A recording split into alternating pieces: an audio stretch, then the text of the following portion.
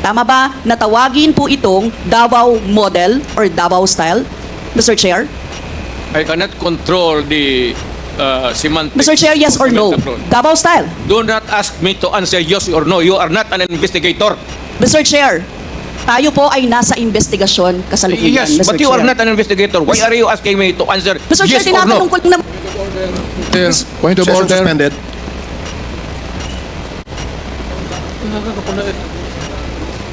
Point of order, Mr. Chair. Ano ka, police? Ang tinatanong ko lang, sa particular question na yon, maaari naman siyang sagutin ng yes or no. And then the explanation, Mr. Chair. Opo, opo. Do not control my answer, Your Honor. This is not an inquisition.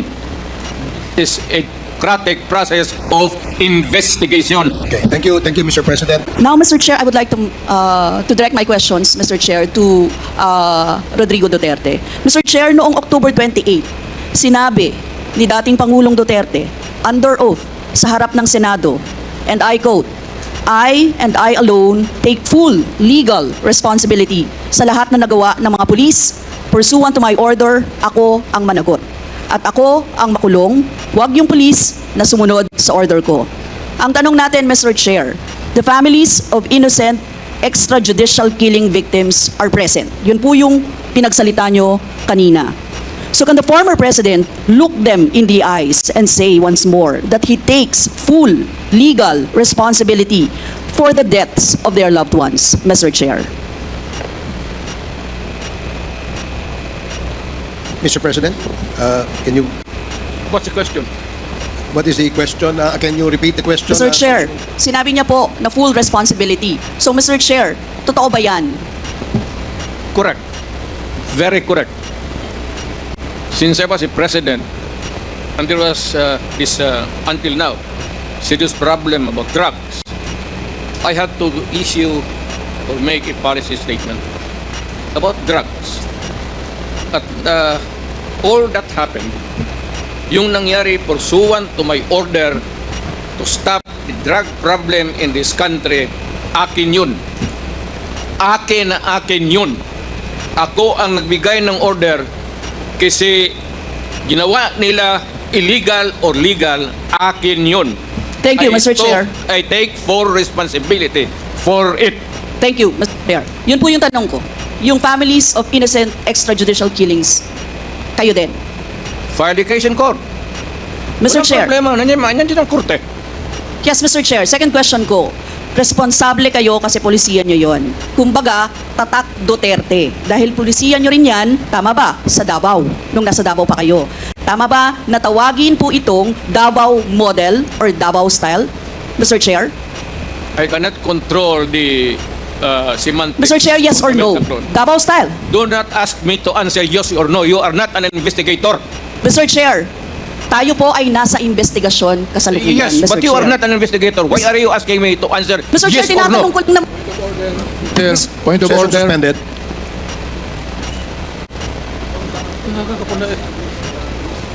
Point of order, Mr. Chair. Ano ka, police? Point of order, Mr. Chair. The session is suspended for the meantime, so please, let's take time to calm things down, okay? Para ho maayos ang ating hearing sa ngayon.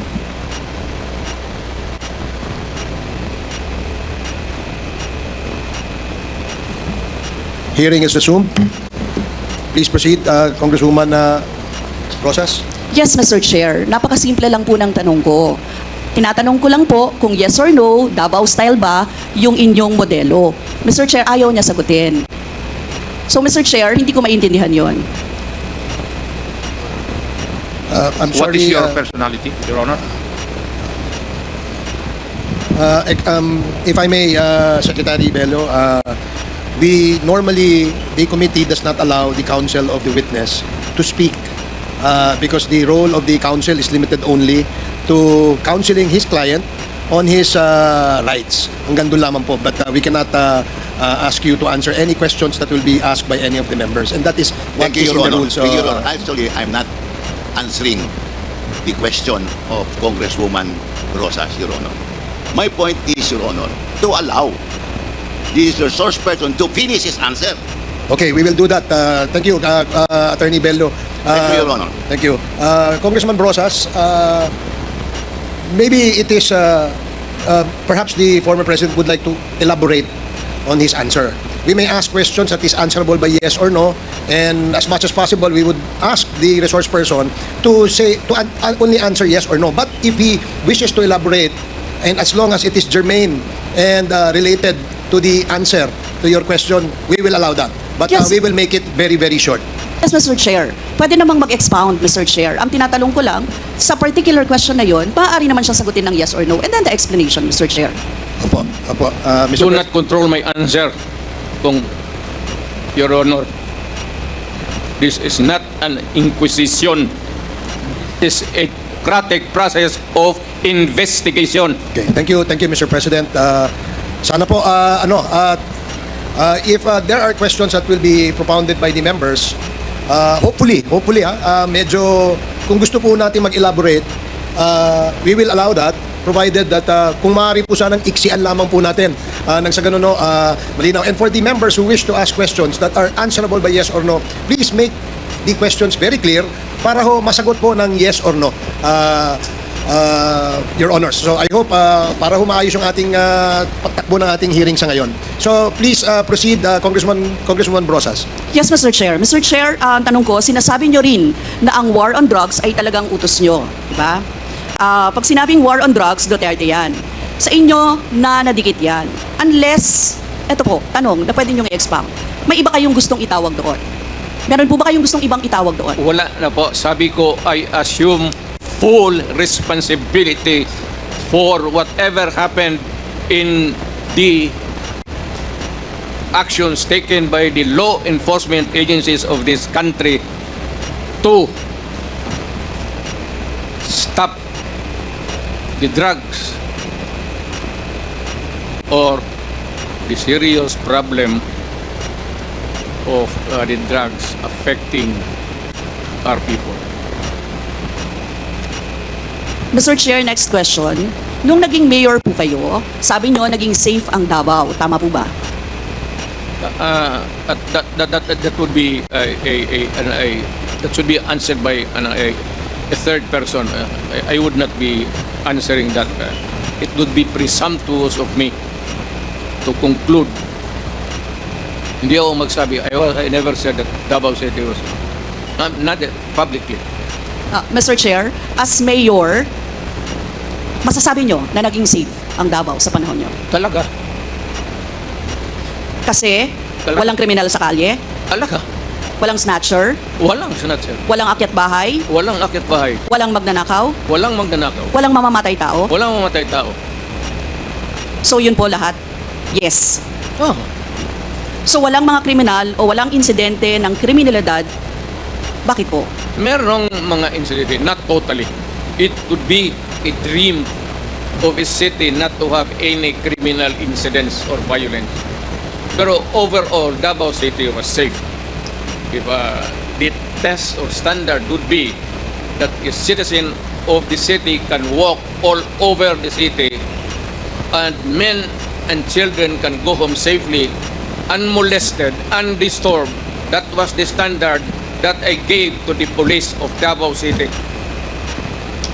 Mr. Chair, I would like to ask, no? Hindi ba nagkandamatay sila sa panahon na yon? Marami po. Sino-sino po ang mga pumatay? Wala akong listahan yan, ma'am. We have to go to the... Tawag nito. Hindi ko bit-bit. Ang bit-bit ko lang ho yung... Hindi. Mr. Chair, I would like to ask again, no? Sa inyo po, nakaranasan, kayo mismo ba pumatay? Ako? Marami. Mga 6 o 7. So Ewan what- ko kung natuluyan yung... Hindi ko na follow up sa hospital kung natuluyan. Note ko lang, ipaalala ko ulit, Mr. Chair, kasi mula din ito sa Senate hearings, ano? I-quote ko lang po kayo, in Davao, I used to do it personally, just to show to the guys that if I can do it, why can't you? Correct. Sinabi niyo po yan sa mga business leaders sa meeting sa Manila. At kung paano niyo ginode ang mga police officers to gun down suspects. Tama po ba? Yes, if they present a violent resistance. That's the only thing that you can kill the criminal if you are personally in danger of losing your life too. Ito But ba- hindi mo pwedeng patayin yung kriminal, nakahandcuff o nakatali. Hindi trabaho ng lalaki yan. Ito pong second, Mr. Chair, na quote, kayo rin ito. And I'd go around in Davao with a motorcycle, with a big bike around. And I would just patrol the streets looking for trouble also. Manila Times po ito. I was really looking for a confrontation so I could kill. Sinabi niyo po ito. Yes. Nagdadasal po ako na nagmumotor ako na may mag-hold upper dyan. At kung maabot na kita, talagang patayin kita. At kung basta kriminal ka, wala akong pasensya sa kriminal. Pagka lumaban, patayan. So, Mr. Chair, kanina po kasi sinabi ni Duterte na he takes full legal responsibility. Siya Yes. ang mananagot at Yes. makukulong sa ginawa ng mga kapulisan. Yes. Kung sa inyo po ang policy, inaako nyo rin ang accomplishment nito. Yung Naku. lahat po, kasi kung naaalala ko sa war on drugs, yung mga accomplishment, may nahuli, nagbebenta, gumagamit, gumagawa ng droga. Lahat yan. Ma'am, if you are the city executive or mayor, lahat ng utos mo na ginawa ng pulis, and all the consequences, sagot ko yan. Pati ang ginawa ng pulis, sagot ko yan. Pati po yung accomplishment kung may nahuli, enforcement of law yun. Accomplishment din po yung na-confiscate na drugs. Tama ba? Lahat ng trabaho ng pulis, because you are the mayor, at inutos mo yan, and the consequences, or sometimes an incident can go right and go wrong. Protektahan ko yung pulis kasi ako ang mayor. Hindi magtrabaho yung pulis, matakot yan kung hindi mo bakaban. So lahat ng trabaho ng pulis, nung ako'y mayor, for the longest time, akin yan. So, Mr. Chair, alam niyo po ba kung ilan ang arrested sa mga drug operations at how much ang drug na na-seize nung time na yan? Ma'am, I was not notified in advance that I have to make an accounting for the arrested persons in Davao City. That is, I would not want to. That would not be a proper question. For a Mr. Chair, resource sabi person. niyo yung accomplishment report sa inyo Accomplishment, yes. Accomplishment is another thing. But you see, to ask for the number of arrests or killings, that would be a stupid question. Mr. Chair, sinabi po ninyo na aakuin nyo lahat. Eh di syempre may accounting din kayo, Mr. Chair. At kabisado nyo, kahit nga kabisado ninyo kung ilan ang hinuli, ilan ang pinatay, ilan. Dapat may accounting kayo, Mr. Chair. And I believe, Mr. Chair, noong 2017, correct me if I'm wrong, may President's Accomplishment Report kayo. Yes, ma'am. Mr. Chair. Tanungin kita, where were you the other day at 4 o'clock in the afternoon? Point of order, Mr. Chair. Yan nga sinabi ko. Yes, may I remind our resource person, Mr. President, maaari po ay wag po, iwasan po natin magtanong sa ating po mga membro. Please answer the questions lamang po at refrain from asking questions to the members of Congress. Yan po ang nakasaad sa ating rules. Please continue, Congresswoman Brosas. Thank you, Mr. Chair. I'm sure alam po yan ng former President kasi siya ay naging miyembro din ng Kongreso, Mr. Chair. Yes. Yes, Mr. Chair, 2017 President Accomplishment Report meron, sinabi nyo rin naman. Ngayon, Mr. Chair, kung gano'n, handang mag-cooperate ba ang dating Pangulo sa lahat ng investigations na gagawin, Mr. Chair? All investigations. What do you mean by lahat? How many investigations do you think that I have to participate? Point of order again, Mr. Chair. Kasi 1 minute suspension. walang